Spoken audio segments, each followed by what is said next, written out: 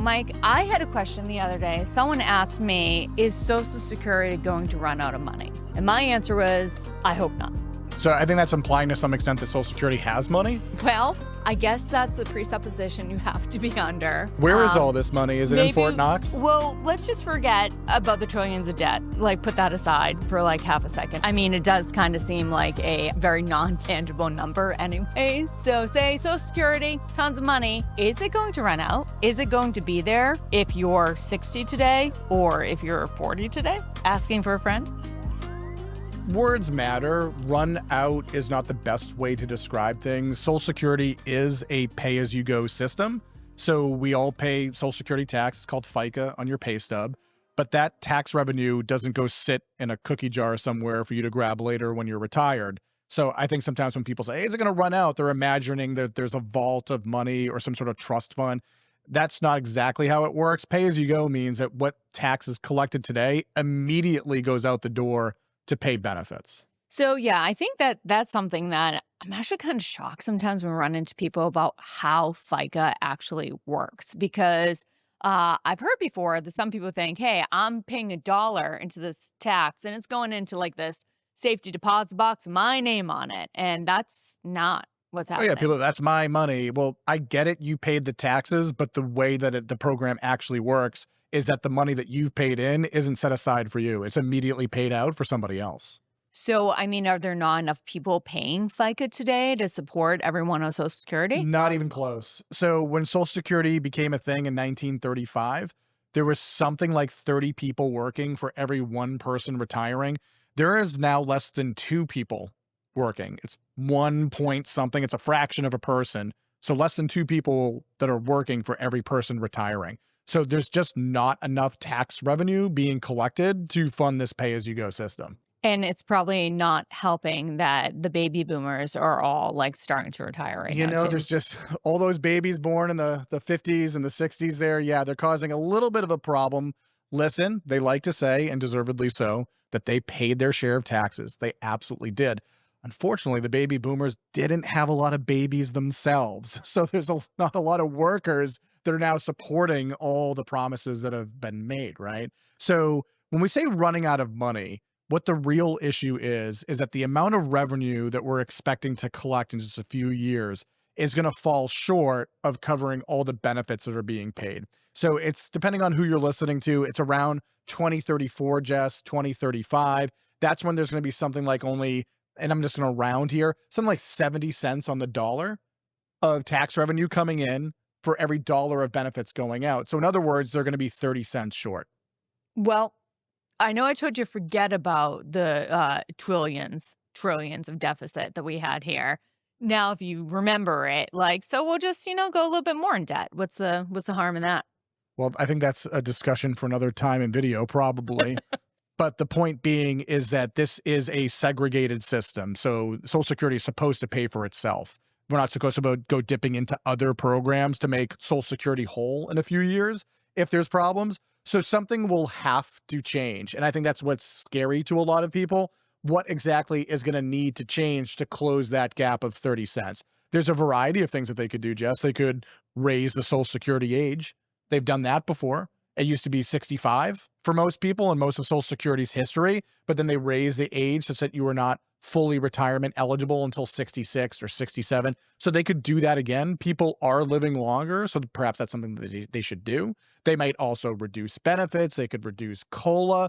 They could raise Social Security tax. So depending on what kind of proposed solution or combination of proposed solutions that we're talking about, these cuts or, say, proposals might disproportionately affect those people that are, say, working versus people that are retired, or maybe it'll affect both groups of people. We just don't know. We just do know that some amount of change does need to happen here. Otherwise, people on Social Security will be getting a 30% pay cut in just about a decade's time. And most Americans that are retired anyway, the majority of them exclusively depend on Social Security in retirement. So that's not a tenable solution to give those people dependent on Social Security a 30% cut. There's been talk before about, potentially privatizing Social Security. Do you think that's just like a pipe dream or that's something that would ever get passed? It doesn't seem particularly likely. At least at this point in time, there hasn't been any serious talk about making that happen.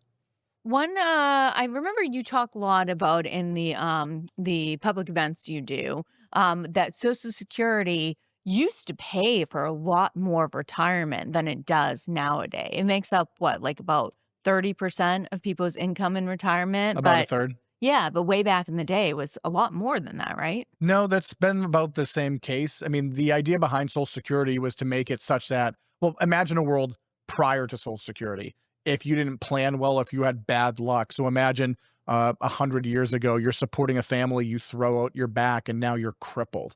Those people don't have any money for the future. And so then they'd be taxing the rest of the system because they'd be on the public dole for either their just, regular welfare benefits and certainly for healthcare and a number of different things. So the like an original purpose, I would say, behind Social Security was to make sure that there was food in the fridge as you aged, that the lights were on, you had access to basic medical care. But they didn't design Social Security to make it so that you could play pickleball with elite equipment or go golfing or go traveling on cruises around the world. That's not what Social Security was designed for ever. So, in the general sense, whatever you've been making while working, what's true now was true about 100 years ago. Social Security was designed to cover about a third of your working paycheck. And if you didn't want a two-thirds pay cut going into retirement, well, that was on you to provide the rest. And that's where you see things like pensions and 401ks and the rest to make it so that people could go beyond just the basics. So I know we've talked a lot about this and in one of our other episodes too, but if we do think Social Security is running out, should we get it now while the getting's good? Well, what we tell a lot of folks is that the answer is probably somewhere in between. I don't think they're going to make these 30% cuts, but I'm also not sure that they're going to be able to change a lot of things, whether it be raise taxes or means test or raise the Social Security retirement age. I'm not sure if they're going to effectuate all of this to bring it 100% back into solvency. So it's likely that it's going to fall somewhere in the middle. So there'll probably be some cuts either directly or big enough changes, like say raising the Social Security age, that it will impact people, say, somewhat negatively compared to the system that it is that we have now. But Jess, if people are making panic-oriented decisions, like I'm just going to turn on my Social Security now, whether I need it or not, or whether it's prudent or not, because it's going away, I don't think that that's a smart plan either. Yeah, probably anytime you're making a panicky decision isn't always the most well thought out. No, not when we are gambling with a third of your retirement income. Yeah, and if you say, Social Security only makes up a third is a pretty decent amount too. And there's all various ways that you can maximize your Social Security too, right? Look, Social Security is the foundation. And to Jess's point, yeah, there's a variety of ways of maximizing your Social Security. And that's, in fact, a topic that we've covered in some of our other videos. So check those out. But if you're thinking to yourself, I don't know what to do with Social Security. I don't know if I should wait or turn it on early. I don't know if I'm making a good or a bad decision. We have all sorts of tools and resources to help look at your particular situation and see if you are on track to make the right decision. So if you're unsure about any of this, go look at the links below, contact our office, and let's see if what we can do to help you out. See you next time.